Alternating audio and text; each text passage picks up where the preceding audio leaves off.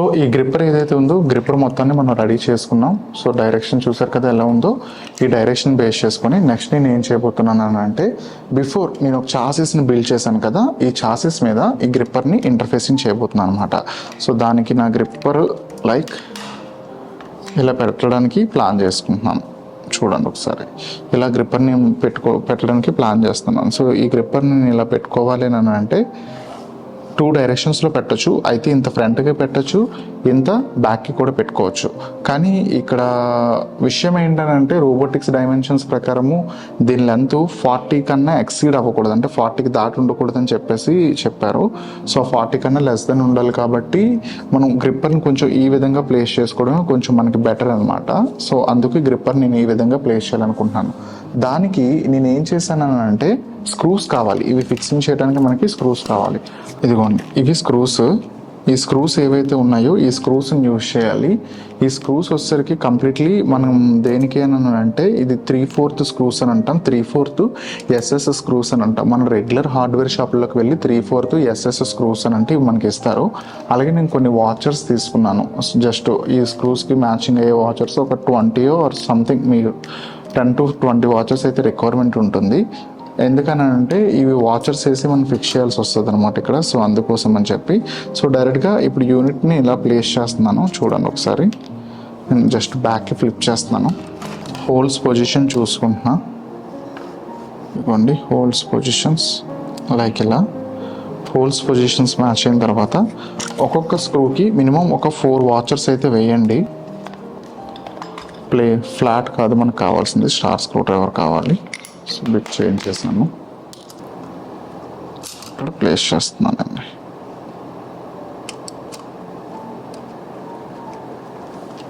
Okay, next ఇంకో screw తీసుకుంటున్నాను. Again 4 watchers.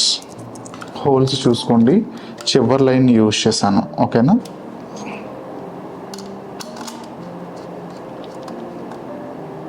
Next ఇంకొక చూడండి, మోస్ట్ ప్రాబబుల్లీ సరిపోతే ఓకే, చాలకపోతే ఇంకో సపోర్ట్ కింద వేసుకుంటారన్నా మీరు స్క్రూస్ అయితే సపోర్ట్ కింద వేసుకోవచ్చు. మొత్తం అంతా కూడా సెటప్ చేసాము. సో గ్రిప్పర్ అనేది ఏదైతే ఉందో గ్రిప్పర్ని కంప్లీట్లీ రోబోట్ మీద ఫిక్స్ చేసేసాము అనమాట. రైట్, సో రోబోట్ మీద మొత్తం గ్రిప్పర్ని సెట్ చేసాం. ఇప్పుడు ఇది ఇంకా మోషన్ పైకి కిందకి మూవ్ అని అవటమే లేట్.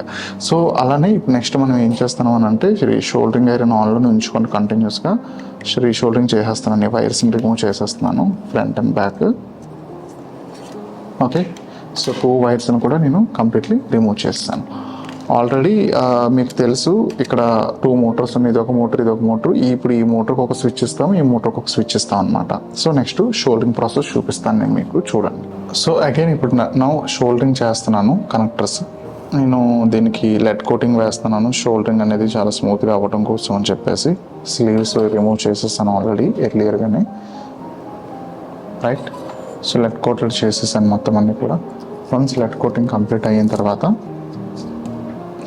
ఇప్పుడు మోటార్స్లో ఇప్పుడు మీరు ఇందాకలా దీనికేమో ఫీమేల్ కనెక్టర్ యూజ్ చేశాను, ఇదేమో మేల్ కనెక్టర్.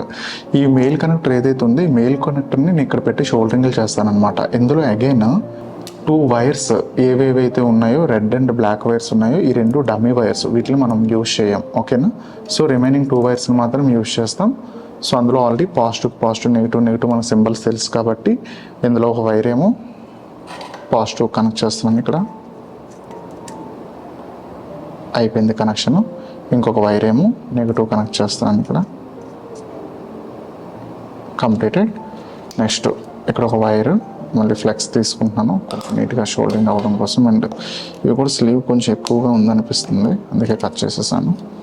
ఇందులో మళ్ళీ పాజిటివ్ అండ్ నెగిటివ్ అయితే చూసుకోవాలి కాబట్టి, అండ్ కింద వచ్చేసరికి పాజిటివ్ ఉంది, ఈ టెర్మినల్లో డౌన్వర్డ్స్లో ఉన్నది పాజిటివ్లో ఉందన్నమాట. సో అందుకు ఇది వచ్చేసరికి నెగిటివ్ వైర్. మీకు ఆల్రెడీ కలర్ కోడింగ్ తెలుసు, రెడ్ అండ్ గ్రే ఉండేదేమో పాజిటివ్ కింద కన్సిడర్ చేస్తున్నాం, ఓన్లీ ప్లెయిన్ గ్రే ఏదైతే ఉంటుందో అది నెగిటివ్ కింద కన్సిడర్ చేస్తున్నాం, అంతే. సో మొత్తం ఇప్పుడు మనం ఏం చేస్తామని అంటే, కంప్లీట్లీ రోబోట్ ఏదైతే మనం డిజైన్ చేయాలనుకున్నామో దానికి కావాల్సిన సెటప్స్ అన్నీ కూడా మనం చేసేసుకున్నాం.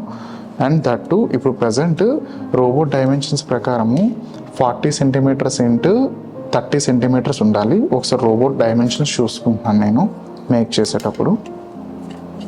కాంపిటీషన్ రిలేటెడ్గా ఉండే రోబోట్ కాబట్టి డైమెన్షన్స్. సో నేను ఇక్కడ నుంచి క్యాలిక్యులేషన్ చేసుకున్నా, ఆర్మ్ ఈ పొజిషన్ దగ్గర నుంచి నేను క్యాలిక్యులేషన్ చేసుకున్నా 35 సెంటీమీటర్స్ వస్తుంది నా రోబోట్ మ్యాక్సిమం సైజ్, అంతే లెంత్. ఇది వచ్చేసరికి ఇది 30 ఇచ్చారు మనకి. 30 అని అంటే వీల్స్తో పాటు చూసుకోవాలి కాబట్టి ఇది 25 సెంటీమీటర్స్ మాత్రమే విడ్త్ వస్తుంది అనమాట. సో మనం ఎలా చూసుకున్నా, ఏ విధంగా చూసుకున్నా యాజ్ పర్ ద గైడ్లైన్స్ ప్రకారం మనం ప్రాపర్గానే రోబోట్ని అయితే డిజైన్ చేస్తున్నాం. సో ఎక్కడ ఏ ప్రాబ్లం కూడా లేదు, రైట్.